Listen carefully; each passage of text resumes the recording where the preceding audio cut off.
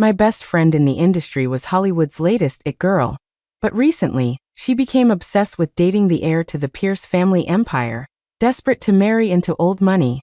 I paid a fortune to buy dirt from the paparazzi on the air, slapped the evidence in front of her face, and told her he was scum.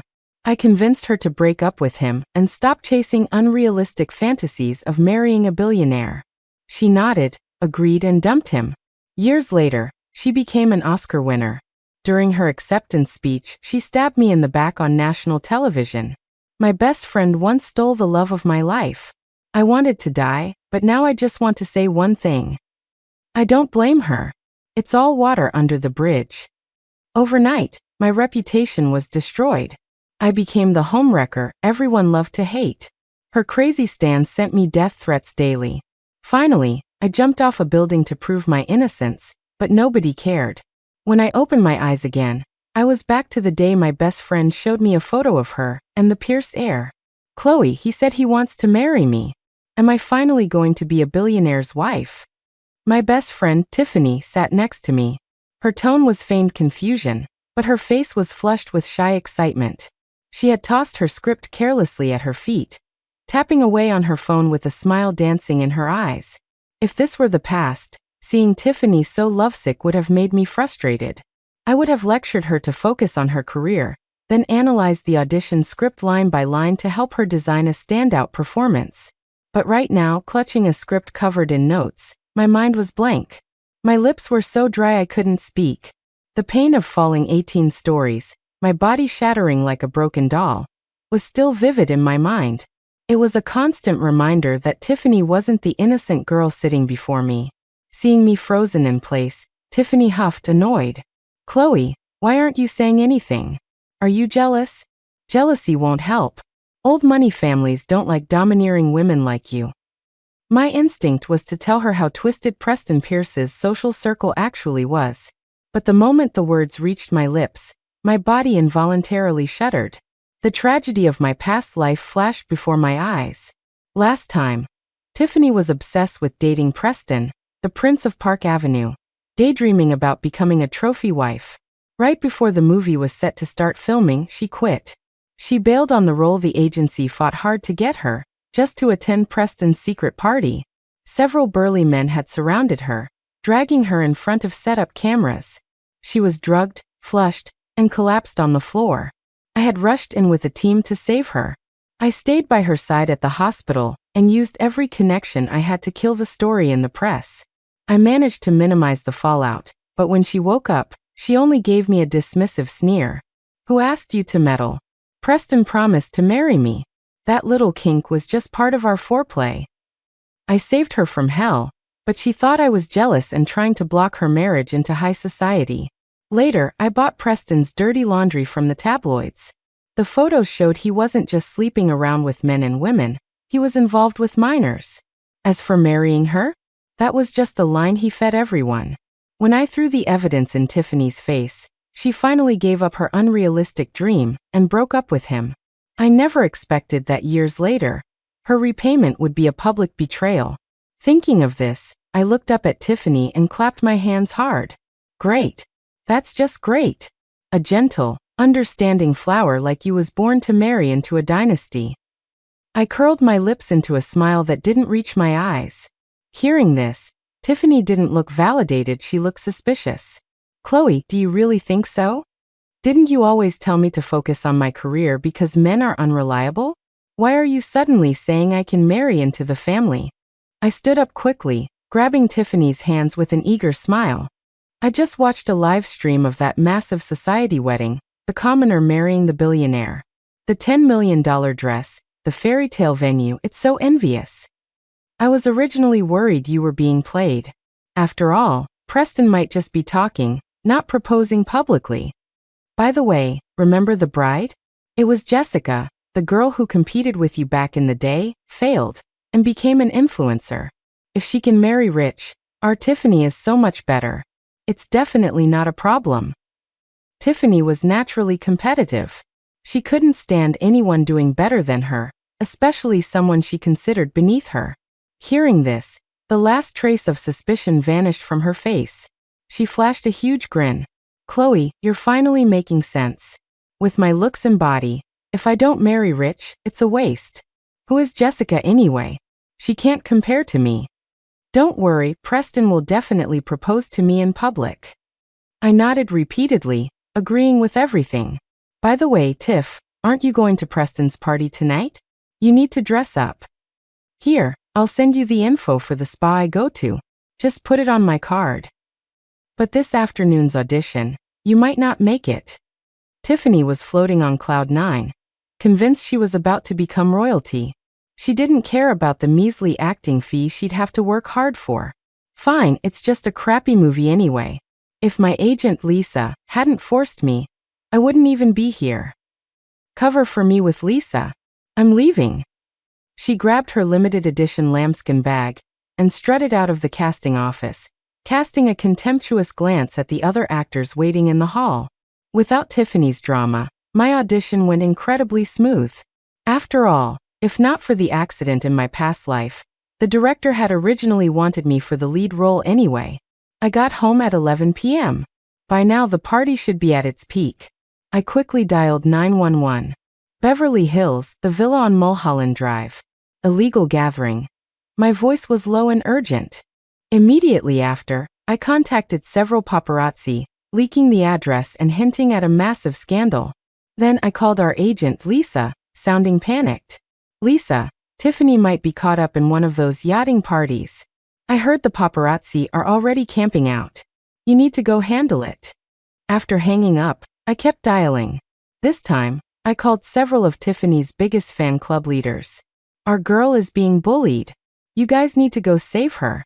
Call after call, I used a voice changer to switch up my tone until my battery was nearly dead.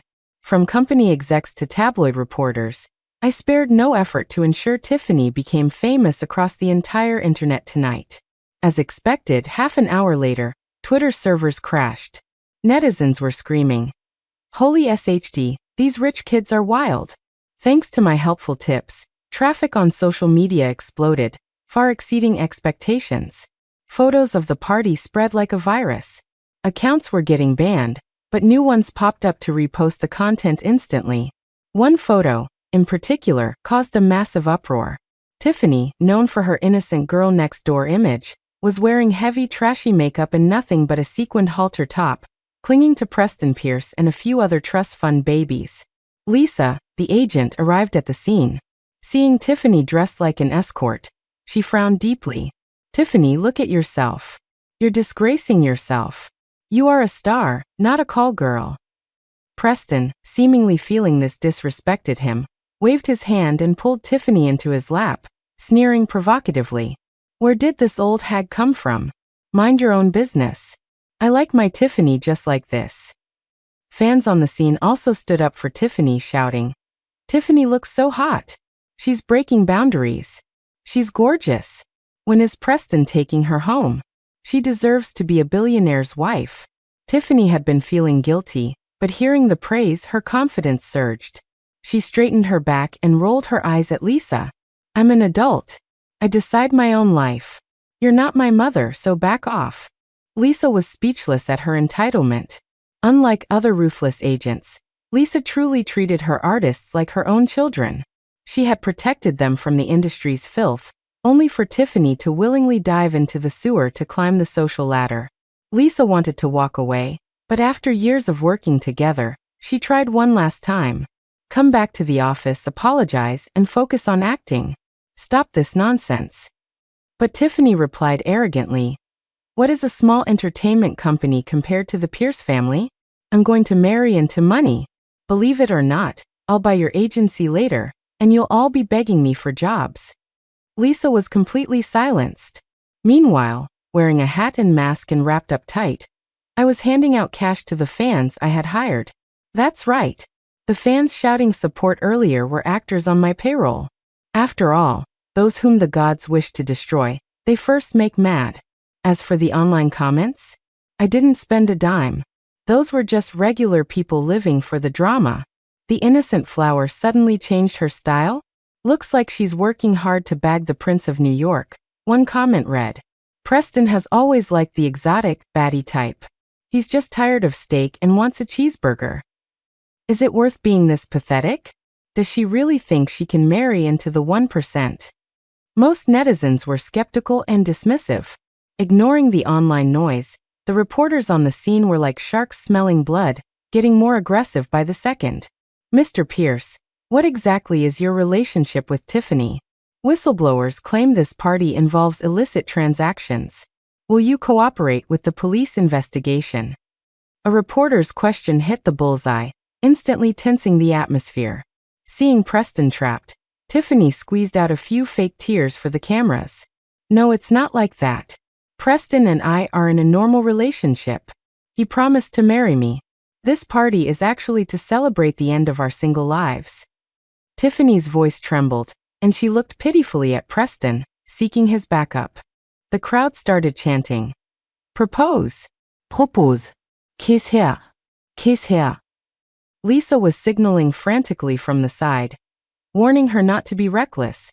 The Pierce family wasn't someone they could offend. Preston froze. He hadn't expected Tiffany to say that. He realized he was being set up. His father, the head of the Pierce conglomerate, had heard the news and sent the family secretary rushing over. Reporters swarmed the secretary and the couple. Does the Pierce family acknowledge Miss Tiffany as a daughter-in-law? When is the wedding? Will Miss Tiffany retire after marriage? Announcing it this urgently, is she already pregnant? Everyone waited for Preston's answer. The secretary whispered to Preston to play along for now to avoid further scandal. I saw a look of triumph on Tiffany's face. She thought she had won. She knew that even if Preston realized it was a trap, he couldn't tell the truth. If the drugs and transactions inside were exposed, he'd be facing serious prison time. She wanted a public commitment from the Prince of New York. Actually, the two of us. Preston frowned, clearly unwilling to be used. Tiffany grabbed the lifeline, interrupting him. We truly love each other, right, Preston? You're going to marry me, right? Her voice held a plea, but also a threat. The reporters and fans, seeing them lock eyes, started shipping them. Did we misjudge them?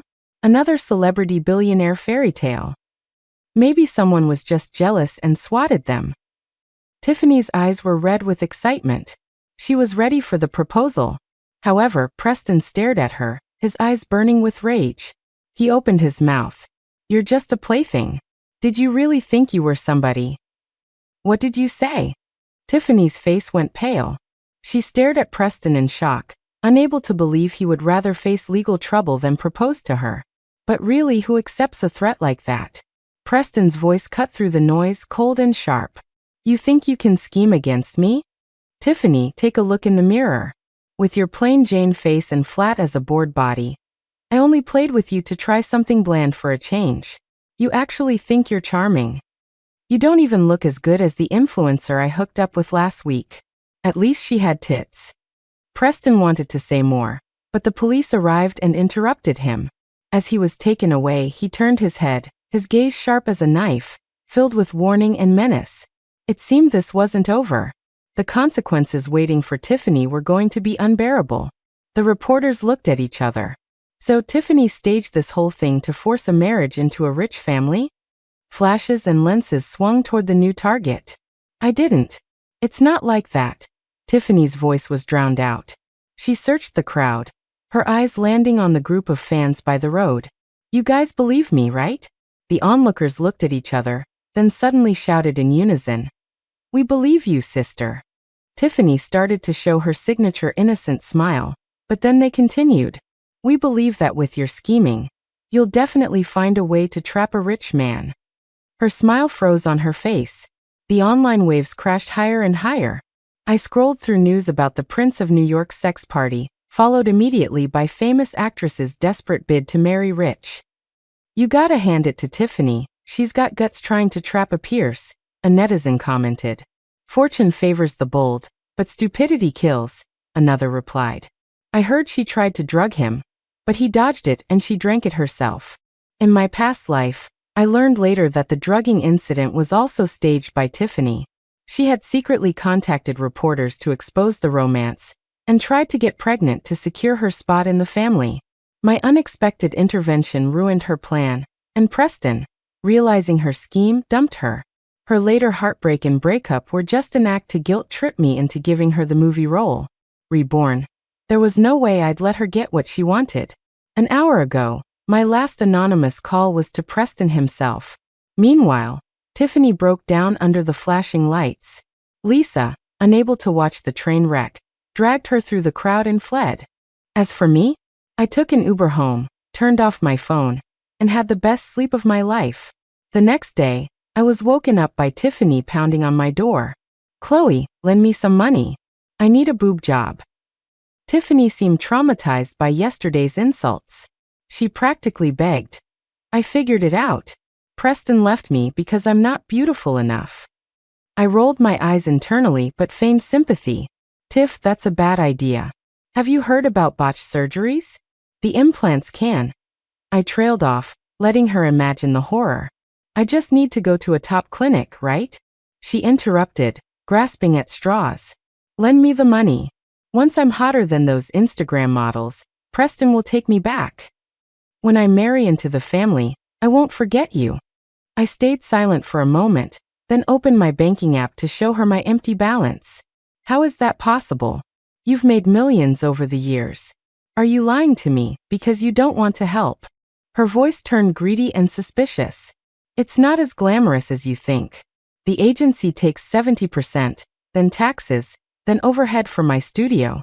My mom manages whatever is left. You know I have a brother who knows whose money that really is?" I exaggerated, but she guessed right. I just didn't want to lend it to her. Tiffany froze, not expecting this. "I have about $3,000 in my Venmo. I'll send it to you," I said, transferring the meager amount.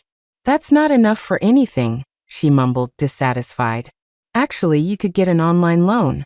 You said Preston will marry you once you're beautiful. The Pierce family is loaded, you can pay it back easily," I suggested lightly, knowing she was already trapped in her delusion. Tiffany reluctantly took the money and left, deep in thought. With my past life's experience, I was done being a saint. If she wanted plastic surgery, let her. Though this must be the butterfly effect, she never got surgery in the last timeline. Tiffany disappeared for a few days.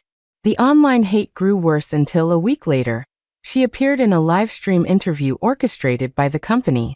In the video, her makeup was distressed, eyes red, but carefully styled. Notably, her chest was conspicuously displayed, clearly enhanced. "I was recently diagnosed with severe depression. I don't know why there are rumors, but I'm innocent." She choked up. "I was at the audition yesterday. A senior colleague told me there would be investors at Preston's party. I'm new and I need networking to grow. I thought she was looking out for me." Tiffany's voice grew weak. "I really didn't know the party was actually," she sobbed, unable to finish.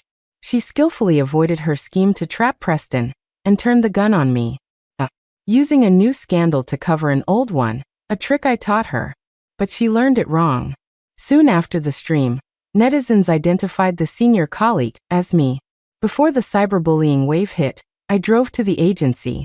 I kicked open the heavy oak door, ignoring the secretary, and barged into the CEO's office. Mr. Jenkins was sitting in his new leather chair. Startled, he dropped his cigar onto his expensive slacks, yelping as it burned him. "What is the meaning of this? You want me to take the fall?" My voice trembled with rage. Jenkins tried to placate me, but it was mostly dismissal. "The company is minimizing the damage. Just endure it for a bit." I clenched my fists, nails digging into my palms. "Tiffany is close with the higher-ups. As her senior, you didn't look after her. Now that there's trouble, the company naturally has to protect the newcomer." Jenkins' voice was low, avoiding my eyes. "Are you questioning the board's decision? Don't forget, you're an employee here." Jenkins looked nothing like the CEOs in romance novels. He was middle-aged, pot-bellied, and had a greasy smile that made me sick. "You know, to get something you have to give something. Obviously, Tiffany gave more than you." His tone was sly. "If you want the company to clear your name, fine. Accompany Mr. Zhang for the collaboration deal.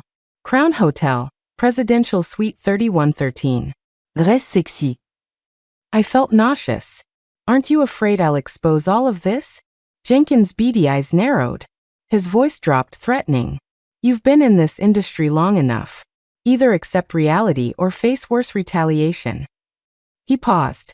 You don't want your own Black Ops file released, do you? I left the building with heavy steps, looking defeated. It wasn't until I was in my car, door shut, that I flashed a bright smile, waving the voice recorder in my hand. I went home and logged into my long-dormant main Twitter account. After confirming the audio files were clear, I uploaded them one by one, directly countering Tiffany's interview. In the recordings, Tiffany's voice was unmistakable. Her arrogant, confident declarations were preserved perfectly. You think just anyone gets into Preston's party? We have a special relationship. He invited me personally. Don't worry, I have a way to make Preston propose publicly this time. With my looks and body, if I don't marry Rich, it's a waste. And Jenkins, the company needs a scapegoat, so you're it. The internet mob hits where we point. If you talk, don't blame us for getting nasty. The moment these dropped, it was like a nuke went off online. It instantly rocketed to the #2 trending topic. Tiffany the schemer, body doubles, sleeping with execs, the tags exploded. These topics trended for 2 full days. The only thing beating them at #1 was, naturally, the original scandal of Tiffany trapping the Pierce heir. I happily scrolled through the drama, liking several posts exposing Tiffany's past. My phone rang. It was Tiffany. Chloe, this is an invasion of privacy. I'm suing you. Her voice was shrill with hate. I remained calm. Think twice before I sue you for defamation. You want to go to court? I have plenty of time and money to play with you. I paused, then added, worst case scenario, I retire and go home to inherit my family's business. My voice was light, taunting. Don't forget, I have a fallback plan. Instead of fighting me, you should worry about your safety. Preston Pierce's revenge is coming, isn't it? Tiffany stammered, terrified. What do you know? I laughed softly and hung up. I was prepared for this game. Tiffany didn't realize the rules had changed. As I predicted, Preston and his rich friends were just tourists in the holding cell. They were released quickly. The Pierce family's influence was an invisible hand controlling everything. When I woke up, the online narrative had shifted completely. Tiffany was being crucified.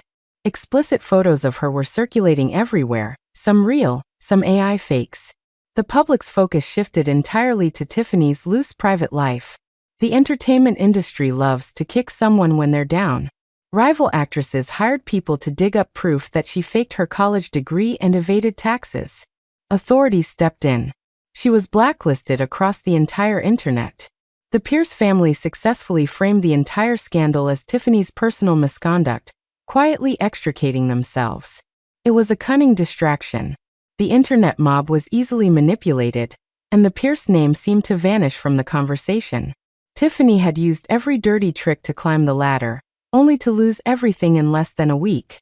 At this point, even the executives sleeping with her had to cut her loose. The agency was sinking anyway. Managers were being arrested left and right. Jenkins, facing bankruptcy, tried to grab one last cash grab. He showed Tiffany no mercy, slapping her with a multi-million-dollar breach of contract lawsuit. Tiffany had always spent money like water. She had no savings. Now, with loan sharks calling, the lawsuit debt, and the IRS demanding back taxes, she was trapped in a web of panic. She frantically sold her condo and car. The luxury bags she once treasured were sold for pennies on the dollar. Even then, it was barely enough to cover the taxes. As for the astronomical breach of contract fee, she couldn't pay it. Desperate, she went crawling back to Preston Pierce. I didn't ask what happened next. After the agency went bankrupt, I finally regained my freedom and received the casting notice I had been waiting for. The movie was filming in France. I packed my bags, ready for a new journey. As the plane cut through the clouds, I stared out the window. This role was made for me. The director was an international master. Every film he made was cinema history. Starring in this practically guaranteed an award nomination. In my last life, to help Tiffany, I handed this once-in-a-lifetime opportunity to her. She had begged me, voice trembling, freshly dumped. Chloe, I really need this chance to prove myself. I don't want my fans to think I'm just a gold digger. Chloe, please. She had humbled herself into the dust. She claimed she lost love, so she needed a career to protect her. Eventually, I caved to her begging and gave up the role. I told myself it was for a friend. I tried to convince myself I was being noble. But history proved my sacrifice didn't earn gratitude, only betrayal. Selflessness is sometimes just a form of self-harm. The director had been furious. Filming had already started, so he couldn't find a replacement in time and had to accept her. The result was obvious. The movie bombed because of her stiff acting. The director's reputation took a hit, marking the only stain on his career. Yet he hadn't blamed me. He called me later to comfort me. "You are talented. If you had played the lead, this work wouldn't have been buried." Those words had been a balm to my soul. Walking onto the set again, I still felt guilt toward the director. I was terrified of disappointing him. In my past life, suppressed by the agency, I always felt inferior to Tiffany. I felt like a weed next to a rose. But I debuted earlier. I was more famous. Yet I never got the good resources. I had planned to retire, but this movie was my final wish. I wanted to breathe life into this character. Action. I took a deep breath and vanished into the story. I saw Tiffany again a week after I returned to the States. It was a sunny afternoon on Rodeo Drive. A commotion broke the peace. Tiffany was surrounded by several burly women, wives of wealthy men. Their faces were twisted with rage. Pedestrians stopped to watch. It was another classic, mistress caught in the act scene. Her makeup was smeared, hair matted, clothes torn to shreds. In the chaos, one of her implants had ruptured, leaving her chest lopsided. The crowd jeered, making her humiliation absolute. Behind her stood Preston Pierce, gripping her hair, demanding money. The former Prince of New York looked nothing like his old self. His eyes were glazed, hair filthy, clothes stained. He clutched a half-empty bottle of cheap liquor. Tiffany trembled when she saw him, trying to run. Preston yanked her back by her hair. He glared at her, breathing booze into her face. "Think you can run? You ruined everything." I had heard through the grapevine that the Pierce empire had sunk. After Preston humiliated Tiffany, she had sought revenge. Somehow, she stole confidential files from his company and sold them to a rival. It wasn't enough to destroy them alone, but it left a crack in the armor. Competitors swarmed. They gathered evidence of the father's financial crimes and handed it to the feds. Suddenly, everyone turned on them. Netizens dug up old cases, cover-ups, hit-and-runs. Worse, the Pierce family was linked to a trafficking ring involving minors. The cases were reopened. Corrupt officials were taken down. Preston's father got life in prison. The executives got decades. The company was seized by the government. The family used their last resources to claim Preston knew nothing, keeping him out of jail. But for someone like him, losing his money was worse than prison. He became a drunk and a gambler. He eventually found Tiffany, who was also hiding from debt collectors. He latched onto her like a ghost. Back on the street, the angry wives, seeing Preston's violent grip, got scared and backed off. Tiffany was shaking violently. She reached into her bag, fumbling frantically. Suddenly, something flashed cold in the sunlight. Her eyes were filled with a desperate, final resolve. Without hesitation, she plunged a knife into Preston's stomach. Blood sprayed out like a fountain, covering her. Preston's eyes went wide with disbelief. He stared at her, then slowly collapsed. Covered in blood, Tiffany stared at the body. Then she started to laugh. The laughter echoed, desolate and insane. She had snapped. Not wanting to watch the gory scene any longer, I turned around and walked away, step by step, leaving the chaos behind. I had a bright future ahead of me. The misery behind me belonged to a past life I had finally outrun. 1 year later, I stood at the Academy Awards. The red carpet stretched out like a road to glory. Flashbulbs popped like stars. I hadn't disappointed the director. The film touched millions and won critical acclaim. My performance was hailed as the peak of my career. Wearing a custom gown, I waved confidently. When the presenter announced Best Actress, my name echoed through the Dolby Theater. All the sacrifice and effort crystallized into this sweet moment. Holding the heavy golden statue, my eyes misted over. This film is my love letter to the world. I said into the microphone. It is a testament to my love for acting. It is not just the closing chapter of my past, but the starting point of my new life. I knew a new page was turning, but I would remember every moment in front of the camera. I would take this glory and walk bravely into the future. The end.